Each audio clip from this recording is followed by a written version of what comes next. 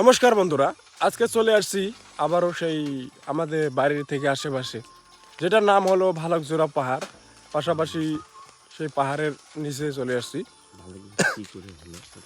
আর এই জায়গাটা আসলেই যে একটা পাহাড় জায়গা, সেটার পরিচয় কিন্তু না আসলে পাওয়া যায় না, আসলেই পাওয়া যায়। দেখো কত সুন্দর সুন্দর পাখি আছে, বান্দর আছে, বিভিন্ন ধরনের বানরের প্রজাতি আছে এখানে। এখানে খুবই ধরনের রাস্তায় দেখো, এই রাস্তা তো আগে দেখিয়েছি। এই রাস্তা হলো সোজা ধুবড়ি চলে গেছে, আর সাথে এই রাস্তা যে আছে এই রাস্তা হলো গোসাইগাঁও চলে গেছে।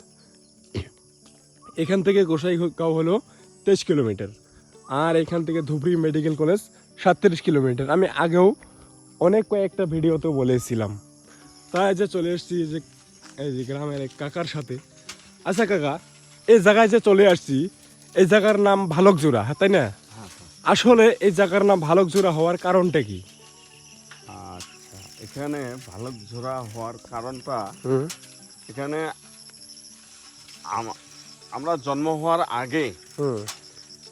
জন্ম হওয়ার আগে এখানে আগের বুড়োগুলো বলছিল যে এখানে বাঘ ভালুক ছিল।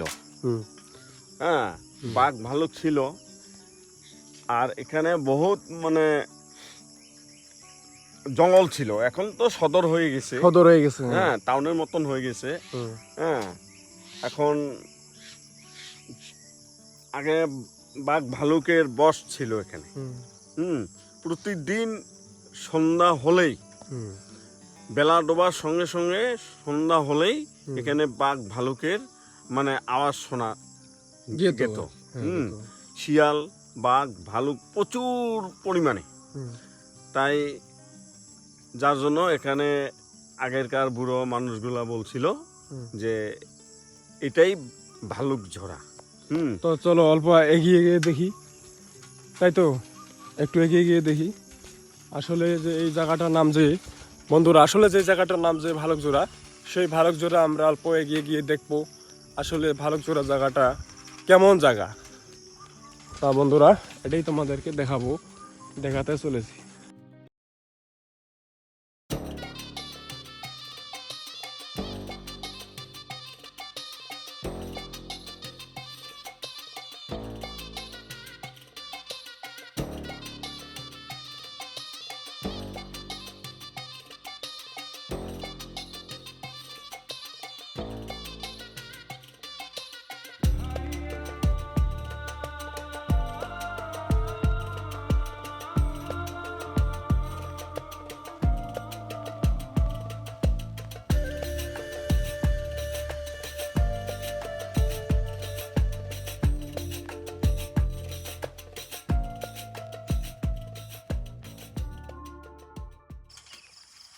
সে আছে একটি ব্যস্ততায়।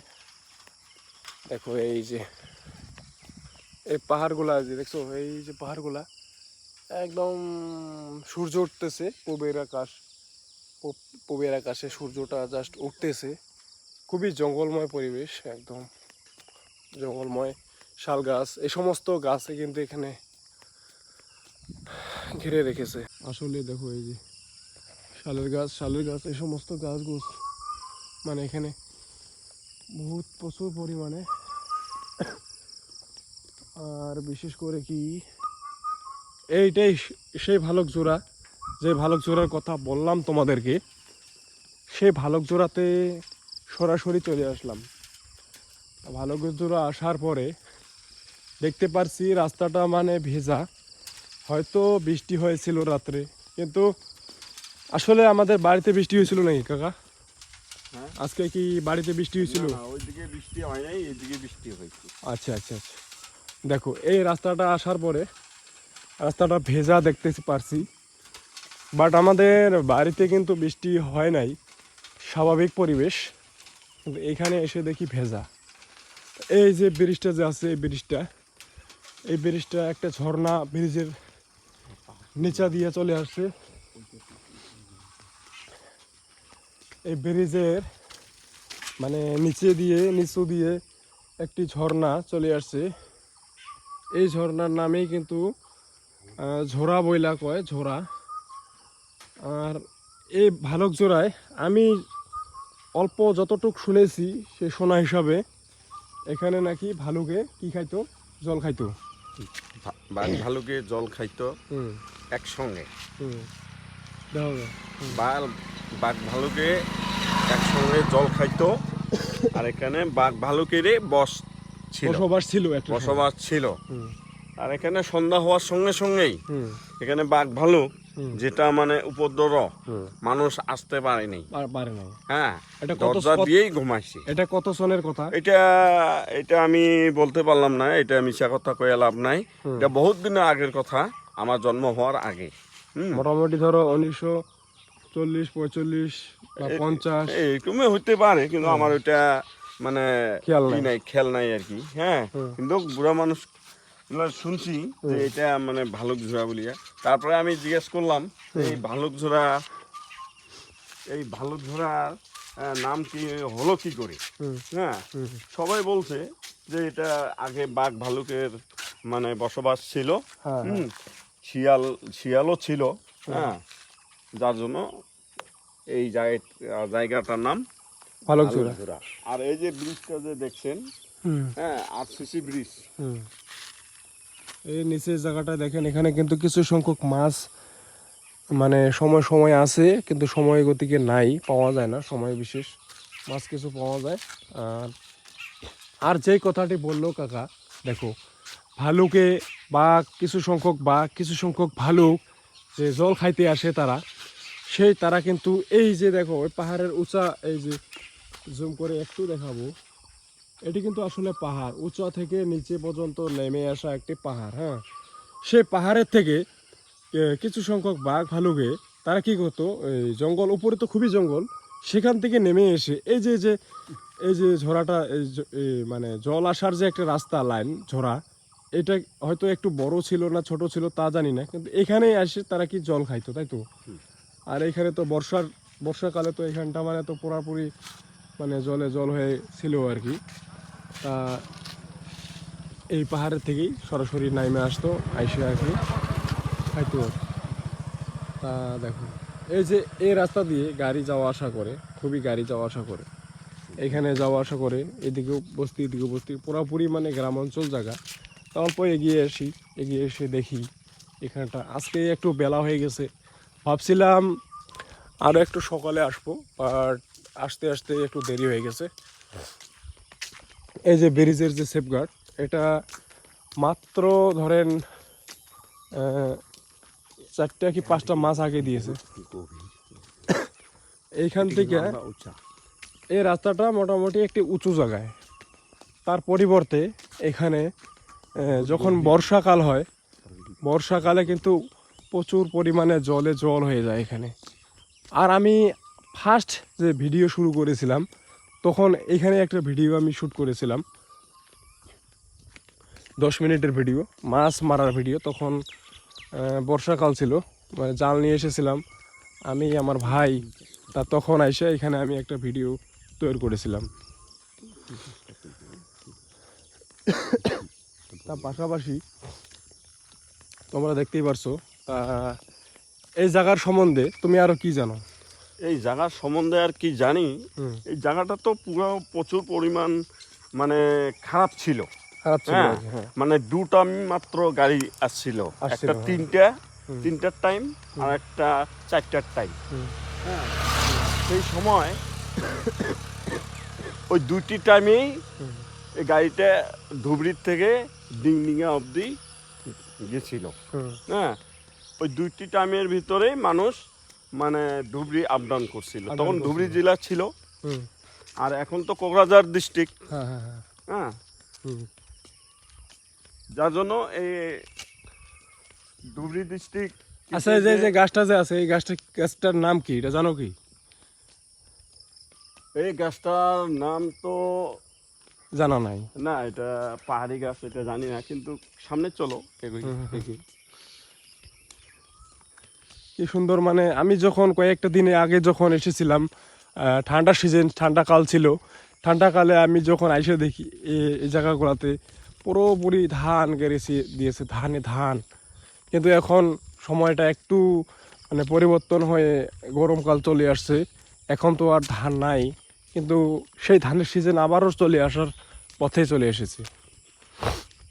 হ্যাঁ দেখতে পারবা এই যে গাছের মধ্যে ফুল ধরে রয়েছে, জানি না কি গাছ কি ফুল এটা, তবে সৌন্দর্য একদম আড়াল করে রেখেছে এই ফুলগুলো এই গাছটিকে দেখেন। সাথে চতুর্দিকের পরিবেশগুলা আপনারা দেখতেই পারবেন, বৃষ্টি না হওয়ার ফলে পরিবেশটা বেশ জাঁকজমক আর সৌন্দর্যে ঘিরে ধরেছে। কিছু জাম গাছ আছে, তবে এই জাম গাছে নাকি জাম ধরে না, আগেও দেখিয়েছি। দেখেন এই যে গাছের থেকে ফুলগুলা উপরের থেকে নিচে পড়ে রাস্তার মধ্যে কি সুন্দরভাবে ছড়িয়ে ছিটিয়ে রয়েছে। এত জাম গাছ আছে তার সত্ত্বেও যে জাম ধরে না, এটার মানেটা কি? তার মানে এই জামগুলো কতগুলা উদ্ভিদ আছে, এই উদ্ভিদগুলা মতা আর মাইকি, হ্যাঁ, যাকে বলা হয় স্ত্রী পুরুষ।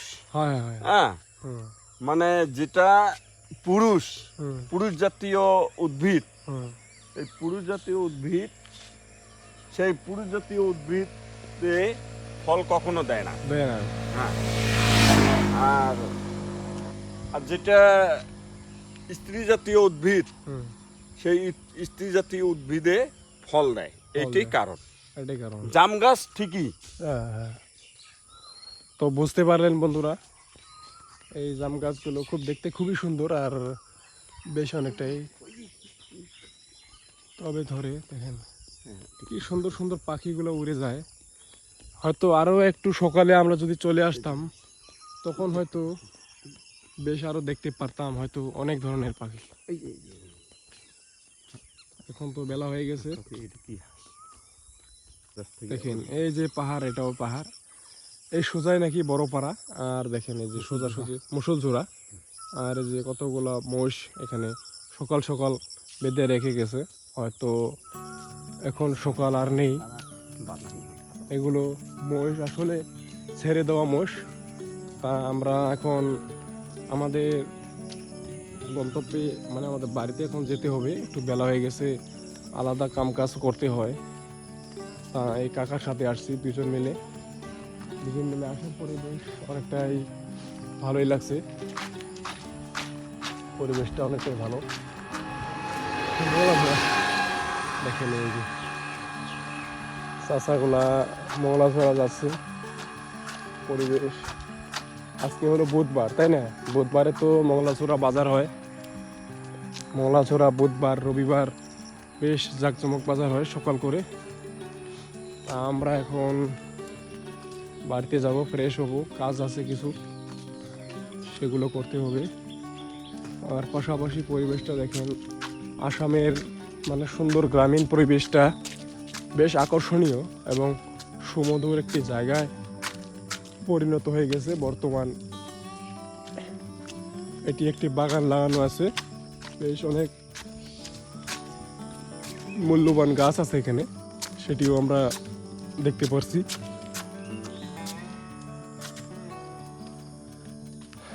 বন্ধুরা, আরো সময় পেলে আমি আরো হয়তো আপনাদের জন্য ভিডিও তৈরি করব। সময় বিশেষ আসা হয় না, কখনো বা আসা হয়, কখনো হয় না।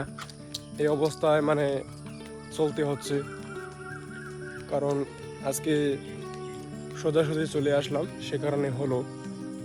বাট রাস্তাঘাটগুলো বেশ পরিষ্কার, অনেকটাই সুন্দর। আরো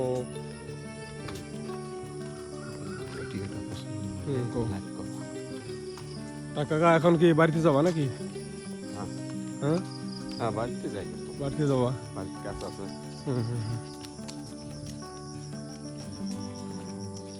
এই যে রাস্তাটি দেখতে পারছো, এই রাস্তাটি হলো মুসলঝোড়া গ্রাম। এই গ্রামের বস্তির নাম, এটা আসলে একটি বস্তির রাস্তা চলে গেছে এখানে। এই বস্তির নাম মুসলঝোড়া বস্তি। আর দেখো এই যে আম গাছ আছে, তবে আম তো ধরেই না। এটি মেল ফিমেলের কথা আছে, সে কারণে হয়তো ধরে না। তবে এখন চলে যাব।